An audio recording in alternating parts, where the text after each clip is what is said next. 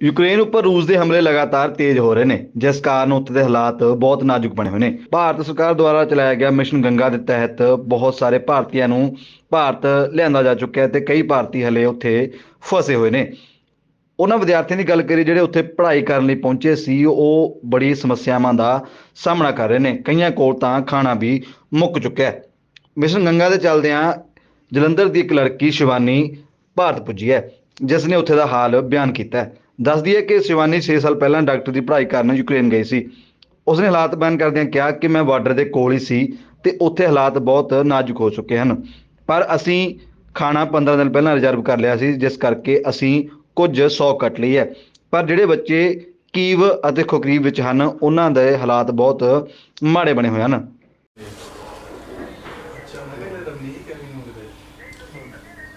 हाँ जी मैम, क्या नाम है आपका? मेरा नाम शिवानी है। शिवानी, आप यूक्रेन कब गए थे और क्यों गए थे? वैसे तो मैं वहाँ पे 6 साल पहले गई थी MBBS करने, और मेरा ये 6th ईयर है MBBS का। वहाँ पे डिग्री मैं MBBS की डिग्री के लिए वहाँ गई थी, मेडिकल स्टडीज़ के लिए। यूक्रेन में हालातों की बात करें तो बहुत ज़्यादा तनावपूर्ण है, तो मतलब कौन सी मुश्किलों का जो है आपको सामना करना पड़ा वहाँ पर? एज सच मैं बिल्कुल उज़्ग्रोद जो एक शहर है वो करीब हंगरी के बॉर्डर पे और स्लोवाकिया के बॉर्डर के बिल्कुल पास है, तो मैं किसी तरीके मैनेज कर पाई, तो मेरे को इतना मुश्किलों का सामना नहीं करना पड़ रहा। बट मेनली उन बच्चों को सामना करना पड़ रहा है जो वहाँ पे कीव और खारकीव या ईस्टर्न साइड सुमी वहाँ पे है। एज सच प्रॉब्लम उनको है। वो अगर कोई वहाँ से भी किसी तरीके बॉर्डर्स तक पहुँच जाता है, बॉर्डर्स के बाद उनको एम्बेसी वगैरह बहुत अच्छे से देख रही है, और एज सच उनको भी कोई प्रॉब्लम नहीं आ रही है। मतलब कुछ है जो कभी, जैसे अभी लास्ट प्रॉब्लम आ रही थी कि पोलैंड के बॉर्डर्स पे रोका जा रहा है बच्चों को, उनको आगे नहीं आने दिया जा रहा है, या रोमानिया पे भी प्रॉब्लम्स आ रही है बॉर्डर्स पे। तो वो भी बच्चे जब बताएंगे उनको प्रॉब्लम्स आ रही हैं, तो वहाँ पे ऑफिशियल्स हैं उनको हेल्प आउट करने के लिए।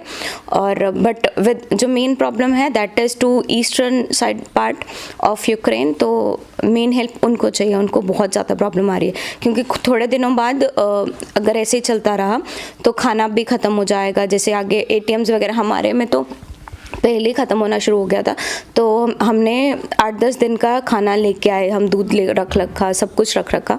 और ATM जाएं तो पैसे नहीं है भी किसी भी ATMs में, तो वो बहुत ज़्यादा इश्यूज़ हो रहे हैं। तो अगर उनको इवैक्यूएट नहीं किया गया जल्दी से जल्दी, तो उनको बहुत ज़्यादा इश्यूज़ होंगे आगे। अगर आपके सफ़र की बात करें यूक्रेन से जलंधर तक का, तो उसके बारे में बताइए, कैसा रहा वो चीज़? सर थोड़ा हेक्टिक तो है यूक्रेन से, क्योंकि जो यूक्रेन है वहाँ पे जैसे एयर स्पेस तो बंद है, तो एक शहर से दूसरे शहर में आने के लिए आपको बहुत टाइम लगता है। जैसे मुझे कीव से उज़्ग्रोद तक आने के लिए हमेशा से 16 घंटे लगते थे, तो उज़्ग्रोद से हंगरी के लिए तो मेरे को जस्ट ज़्यादा टाइम नहीं लगा। बट विद इन यूक्रेन एक बार मैं बुदापेस्ट पहुंच गई, तब उसके बाद तो नहीं था हाँ कि अब कोई इशू नहीं है। वहाँ पे बिल्कुल प्रॉपर सपोर्ट मिल रहा है आपको, और खाने का अकोमोडेशन का कोई भी इशू नहीं है। और हमने जाके खुद, इनफैक्ट मैंने हेल्पलाइन मतलब मेरी टीम है एक, और एक सर हमारे को कोऑर्डिनेट कर रहे हैं, उन्होंने helpline numbers, toll free numbers Punjab और राजस्थान के लिए करे हैं। तो हम भी वहाँ पे यहाँ से भी रीच आउट करने की कोशिश कर रहे हैं कि हाँ, जो बच्चे एक बार बॉर्डर पहुँच गए उनको आगे आगे हेल्प किया जाए। तो और बाकी एक बार वहाँ पहुँच गए तो आगे की जर्नी तो कुछ ज़्यादा थी नहीं कि हाँ ठीक है, सब सेफ़ है, कोई प्रॉब्लम नहीं है। बॉर्डर तक आप कैसे पहुँचे? बॉर्डर तक वैसे तो जैसे मेरी यूनिवर्सिटी के बच्चों को बस से लाया जा रहा था, बट वी ट्राइड की समथिंग एल्स। तो मैं सबसे पहले हमने ट्राइड टैक्सी वाले से किया। वहाँ पे एक मार्शल लॉ लगा है जिसके अंदर आपको 18 से अगर आप 60 ईयर्स के बीच में हो तो आपको बॉर्डर क्रॉस नहीं करने दिया जा रहा।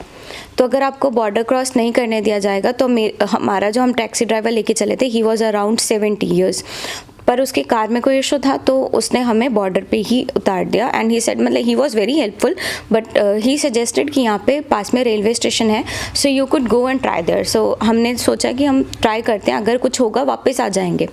तो हमने रिस्क लेके, हम पहले 5 बंदे थे जो ट्रेन से आगे हंगरी की तरफ एक जोहानी बॉर्डर पड़ता है वहाँ पे गए। वहाँ पे हमें इंडियन पासपोर्ट की इतनी वैल्यू होने के कारण उन्होंने हमें इतना स्पेशल ट्रीट किया। उन्होंने खुद से हमें स्टैंप लगा के दी, इमिग्रेशन दिया, वीज़ा दिया। तो उन्होंने हमें फिर आगे गाइड किया कि यहाँ से आप बुदापेस्ट चले जाओ, आपके ऑफिशियल्स मिलेंगे। और हम वहाँ पे भी एक BSH ग्रुप है, वो काफ़ी हेल्पफुल है। तो वो ग्रुप के ऑफिशियल्स को लेने आए थे, हमें वॉलंटियर्स हैं वहाँ पे। तो उन्होंने आगे का हमें प्रोसेस करके वहाँ पे अकोमोडेशन, फूड सब कुछ प्रोवाइड किया। और बस मतलब उसके बाद हमारे आने के बाद जब हमने बता दिया कि हम सेफली बुदापेस्ट पहुंच गए, तो हमारे बाद अराउंड 250-300 बच्चे आए हैं। और हम उन सब बच्चों को आगे गाइड कर रहे हैं कि आपको कैसे आना है, कहाँ जाना है, कैसे नहीं। तो हमें ऑलमोस्ट 3-4 दिन हो गए थे बुदापेस्ट में। We are quite familiar with that place, तो हम आगे हेल्प आउट कर सकते हैं उनको। तो आपके साथ कोऑर्डिनेट कौन कर रहा था? आप बता रहे हैं एक टीम हमें हेल्प में नंबर वगैरह दे रही थी, वो कौन थे? वहाँ पे एक अजय सोनी सर हैं, he is working in a Citibank over there and he is also quite helping everyone with the food, accommodation. हम उन्हीं के प्लेस पे थे और उनके मतलब लिंक्स भी हैं एम्बेसी के साथ। वो क्या करते हैं, बच्चों जब बहुत सारे बच्चे हो जाते हैं तो वो लिस्ट बना के भेजते हैं कि ये बच्चे हमारे पास पहुँचे, तो आपको एम्बेसी को वो लिस्ट जारी की जाती है कि हाँ आप ये बच्चों को यहाँ से इवैक्यूएट करने की कोशिश करें। तो हम पहले थे उनमें, तो इसलिए हमारी लिस्ट जल्दी बन के आई है। और हम उसके बाद एम्बेसी ने हमें कांटेक्ट किया कि आपकी फ़्लाइट है। जब आप हंगरी पहुंच गए उसके बाद कौन से चैलेंजेस थे? कोई दिक्कतें आ रही थी वहाँ पर उसके बाद जब हंगरी पहुंच गया? नहीं, उसके बाद हमें कोई प्रॉब्लम नहीं है। वहाँ पे बहुत सारे वो जो वॉलंटियर्स हैं बहुत ज़्यादा हेल्पफुल हैं। इवन कि वो हेल्प आउट कर रहे हैं कि आप इतने स्ट्रेस भरी सिचुएशन से आए हो, खाना सब कुछ, पानी सब कुछ आपको दे रहे हैं। और इवन कि आपको घूमने के लिए भी वो एक वॉलंटियर के साथ भेजा जा रहा है कि आप थोड़ा स्ट्रेस रिलीज हों। बुदापेस्ट एक बहुत ब्यूटीफुल सिटी है, तो वो बस कि आप इस माहौल से बाहर निकल के आए हो थोड़ा रिलैक्स करने के लिए, वो आपको घूमने के लिए भी दिया जा रहा है। तो हमें एक बार आप हंगरी पहुंच गए उसके बाद कोई भी इशू नहीं है। यूक्रेन गवर्नमेंट की बात करें तो क्या हेल्प मिल रही थी इंडियन स्टूडेंट्स को वहाँ पर कोई? हमें तो यूक्रेन गवर्नमेंट उसमें मतलब नहीं आए, हम उनके क्या बोलते हैं, हमें उनकी ऐसे ज़रूरत नहीं पड़ी कि हाँ हमें वो अप्रोच करें, हम तो ऐसे निकल गए।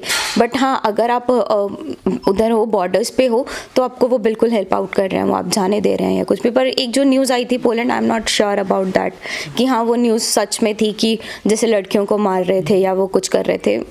मतलब वो न्यूज़ तो आई है, सब कुछ था, बट हमने देखा नहीं तो हमें पता नहीं है, तो मैं उसके बारे में नहीं कह सकती। हाँ मतलब बहुत, बट यूक्रेनियंस बहुत परेशान कर रहे हैं। तो मैं ये भी बोलना चाहूँगी बच्चों को, अगर वो खुद से ट्रैवल कर रहे हैं, तो अगर आप खुद से ट्रैवल कर रहे हो वहाँ पे, तो यूक्रेनियन से थोड़ा समझ के, क्योंकि वो परेशान कर रहे हैं कि आप हमें जैसे छोड़ के जा रहे हो बीच में या कुछ भी, तो वो ट्रेन्स के अंदर बहुत ज़्यादा परेशान कर रहे हैं। उनको कह रहे कि आप भी हथियार उठाइए। यूक्रेनियंस को नहीं, यूक्रेनियन इंडियंस को कह रहे हैं। हाँ शायद ऐसे बोला है कि आप हमें छोड़ के जा रहे हो, आप भाग रहे हो यहाँ से हमें बीच में, तो वो थोड़ा एग्रेशन में थोड़ा बोल रहे हैं सबको। जब आप भारत सरकार की बात करें तो क्या भारत सरकार की तरफ से मदद मिल रही थी, बातचीत हो रही थी कोई?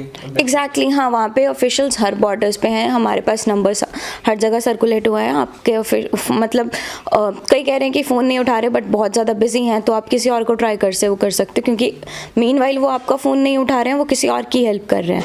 ऐसा तो नहीं है कि वो भी फ्री बैठे हैं, बहुत ज़्यादा। जैसे मैं पहुँची तो एम्बेसी के ऑफिशियल्स आए थे हमारे पास, रात में ही आ गए थे कि आपको क्या प्रॉब्लम आई या कुछ भी, तो हम आगे के बच्चों को थोड़ा गाइड कर सके। और उनसे भी हमारी रेगुलर बात हुई। इवन कि जब हम निकले, एम्बेसडर खुद हमसे आए थे मिलने, और एम्बेसी के बहुत सारे ऑफिशियल्स आए थे, और मतलब अच्छी कोशिश कर रहे हैं सब वहाँ पे कि सबको अच्छे से इवैक्यूएट करा जाए। But it is just this कि उनको एक बार बॉर्डर्स तक आना है खुद, बट वहाँ पे अब जो ईस्टर्न साइड के बच्चे हैं वो बॉर्डर्स तक खुद भी नहीं आ सकते, क्योंकि सिर्फ ट्रेन्स चल रही हैं, और ट्रेन्स मतलब ऐसे भर भर के चल रही हैं कि सबको निकलना है वहाँ पे। और कुछ बच्चे तो रिस्क नहीं ले रहे, जो रिस्क ले रहे हैं वो खुद से आ रहे हैं, बट जो बच्चे रिस्क नहीं ले रहे हैं वो अभी तक अंदर ही हैं, ऐसा नहीं। और उनके पास फूड भी ख़त्म हो गया, सब कुछ ख़त्म हो गया, तो उनको ज़्यादा हेल्प की ज़रूरत है। मीन्स कोई गवर्नमेंट को ऐसा करना चाहिए कि वो उन बच्चों की ज़्यादा हेल्प करें जो वहाँ पे फंसे हुए हैं, ताकि उनको इवैक्यूएट पहले किया जा सके। ये बात भी बड़ी कही जा रही है कि यूनिवर्सिटी वालों ने बच्चों को जाने नहीं दिया, कहते हैं कि आपको मतलब जो है ऑनलाइन नहीं पढ़ाया जाएगा, ऑफलाइन नहीं पढ़ाया जाएगा। तो क्या आपके साथ भी कुछ ऐसा हुआ? एक्चुअली हमारी यूनिवर्सिटी जो है वो ऑलरेडी ऑनलाइन पे ही चल रही थी, और जो बाकी यूनिवर्सिटीज़ हैं लाइक सुमे और उनको था कि मे भी शायद वो और नहीं होगा, तो इसलिए दे वर प्रेफरिंग कि ऑफलाइन चले। और बट अनटिल और अनलेस नहीं था, इवन कि मैं जब यहाँ से सैटरडे को निकली, मेरा फ्राइडे मॉड्यूल होता है, मतलब लास्ट एग्ज़ाम का सिलेबस ख़त्म होता है, तो मैं एग्ज़ाम दे रही थी उस टाइम पे जब वॉर चल रही थी, और बट ऑनलाइन था। और अभी के लिए 13 मार्च तक उन्होंने यूनिवर्सिटी बंद कर दी है, सारी यूनिवर्सिटीज़, और एम्बेसी ने भी बहुत हेल्प करी इस चीज़ में, क्योंकि मिनिस्ट्री को बोला उन्होंने कि आप किसी तरीके यूनिवर्सिटी बंद करो ताकि हमारे बच्चे एक बार के लिए निकल जा सके। तो अभी आपकी जो डिग्री कंप्लीट नहीं हुई है, हालात वहाँ पर ख़राब है, तो अगर हालात वहाँ पर ऐसे ही बने रहते तो दोबारा क्या आपको डॉक्टरी की पढ़ाई करनी पड़ेगी? ये नहीं पता, हम भी स्टिल, मेरे को सिर्फ लास्ट अब यही प्रॉब्लम है कि हमारी डिग्री का क्या होगा, क्योंकि मैं यहाँ से अगर बताऊँ सच में तो मैं इंडिया जस्ट 1 महीना पहले गई थी, मेरी 29 की थी, यहाँ जनवरी से फ़्लाइट थी। मैं गई ही इसीलिए थी कि मेरी डिग्री है, 3-4 महीने बचे थे और मेरे को डिग्री वापस लेके आना है। अगर मेरे को पहले पता होता कि ऐसी सिचुएशन होने वाली है तो मैं 1 महीना पहले ही नहीं जाती, मैं क्यों इतना परेशान होती। गई मैं 4 दिन लगा के, वापस 4 दिन लगा के आई हूँ। It is just because of degree कि मेरे को जाना था, गई मैं, और अब बिल्कुल भी कोई आइडिया नहीं है कि डिग्री मिलेगी, क्या होगा क्या नहीं होगा। और आगे मतलब 6th ईयर वालों को सबसे ज़्यादा यही इशू है, हाँ, कि अब उनका लास्ट ईयर था, हम ऑलरेडी अपने 6 साल दे चुके हैं, तो अब आगे क्या होगा ये नहीं पता बिल्कुल। अगर बात करें तो भारत में भी डॉक्टरी की पढ़ाई है, तो क्यों भारत छोड़ के यूक्रेन चुना आपने? एक्चुअली सीट्स तो पता ही है सबको बहुत कम है। नीट क्वालिफाइड हैं हम लोग सब, ऐसा नहीं है कि नीट क्वालिफाइड नहीं है। ये मैंने सुना कहीं पे कि कोई ऐसे बोल रहा है कि जो लोग यहाँ पे अच्छे से पढ़ नहीं पाते या फिर जो नहीं वो कर पाते वो सब वहाँ पे जाते हैं, ऐसा बिल्कुल नहीं है। जो बहुत अच्छे 90 डिग्री मतलब 90+ वाले हैं या 92% वाले हैं, वो सब भी वहाँ पे है, क्योंकि यहाँ पे सीट्स बहुत कम है, या फिर MBBS की सीट्स बहुत कम है, या फिर आपको कोई और इश्यूज़ की वजह से आप कभी लक भी होता है कि नहीं आ पाई सीट, मार्क्स कम आए, तो तो वहाँ पे ऐसा है कि आपको डायरेक्ट एडमिशन्स दे सकते हैं, और यहाँ पे अगर आप आके लाइसेंसिंग एग्ज़ाम दो तो आप क्वालिफाई हो जाते हो MBBS के लिए। यहाँ पे कितने बच्चे हैं जो ऑलरेडी अब डॉक्टर्स कर रहे हैं, जो हमारे सीनियर्स हैं, वो भी तो बहुत अच्छे से पढ़ के कर ही रहे हैं ना। तो ऐसा नहीं है कि मीन्स इंडिया में नहीं की है, यूक्रेन में नहीं की। इट इज़ जस्ट कि हाँ, हम अफोर्ड कर सकते थे इसलिए हम वहाँ पे जाके करी। आपके साथ दूसरी कंट्रीज़ के लोग होंगे, क्या उनके पासपोर्ट देख के उनको भी इतनी फैसिलिटी मिल रही थी वहाँ पर?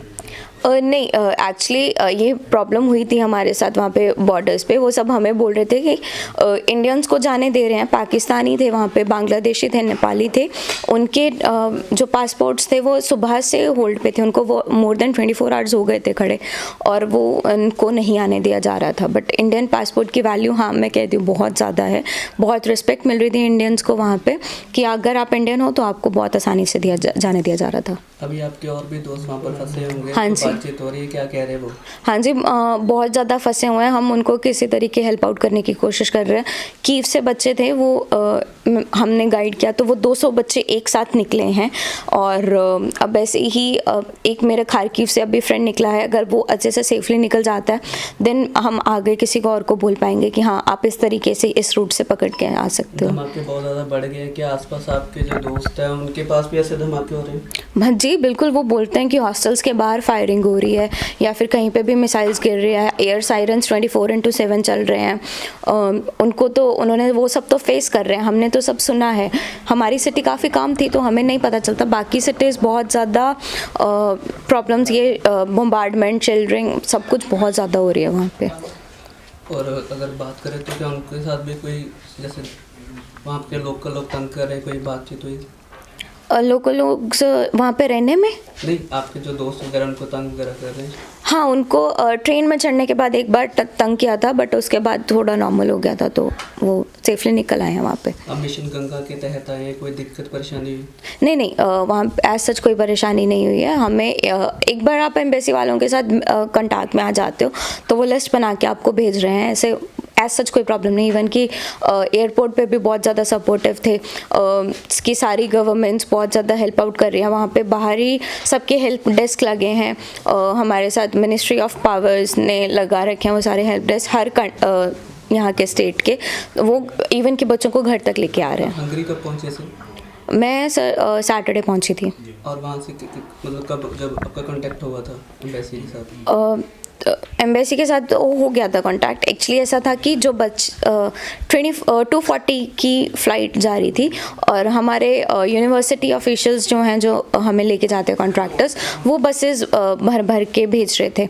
तो जो बच्चे वहाँ पे खुद से आए हैं उनको थोड़ा टाइम लग सकता है, मींस 1-2 दिन थोड़ा वेटिंग हो सकता है कि बच्चे निकल रहे हैं सारे, तो एज सच। और वहाँ पे अगर आप रुक भी रहे हो तो कोई प्रॉब्लम नहीं है, अकोमोडेशन, फूड सब कुछ प्रोवाइड हो रहा है। कहते हैं जिसने आर्मी अपना भारत के झंडे लगाए हो या कार पर भी लगाए हो तो उनको रोकने जा रहा है, रशियन में जो है सोल्जर वो तंग नहीं कर रहे, कुछ ऐसा है वहाँ पर? मेन रशियन सोल्जर्स तो वहीं पर ही हैं, कीव, खार्किव, सुमी। यहाँ वहाँ की गवर्नमेंट भी हेल्प आउट कर रही है। अगर आप वहाँ से निकल रहे हो तो आपको जाने दिया जा रहा है। कुछ मैंने हमारे साथ ही बच्चे खुद की कार लेके वो कीव से इतना रिस्क लेके निकले थे, 3 बच्चे थे वो, कीव से वो लड़के रिस्क लेके निकले एंड उनकी एक ही हेडलाइट थी। वो सारे रास्ते उनको आई गेस 3 दिन लगे कीव से हंगरी तक पहुंचने के लिए, खुद ड्राइव करके आए वो अपनी कार से। तो कहीं कहीं तो उन्होंने बहुत प्रॉब्लम की कि हाँ आप क्यों जा रहे हो, कैसे जा रहे हो, या फिर ऐसा, या फिर अगर डॉक्यूमेंट्स पूरे हैं सब कुछ। बट अगर आप ऑफिशियल्स, एम्बेसी ऑफिशियल से बात करवा दे रहे हो तो वो जाने दे रहे हैं आपको। Thank you. SMG news Punjab ਲਈ ਜਲੰਧਰ ਤੋਂ ਸੁਖਜਿੰਦਰ ਸਿੰਘ ਦੀ ਰਿਪੋर्ट।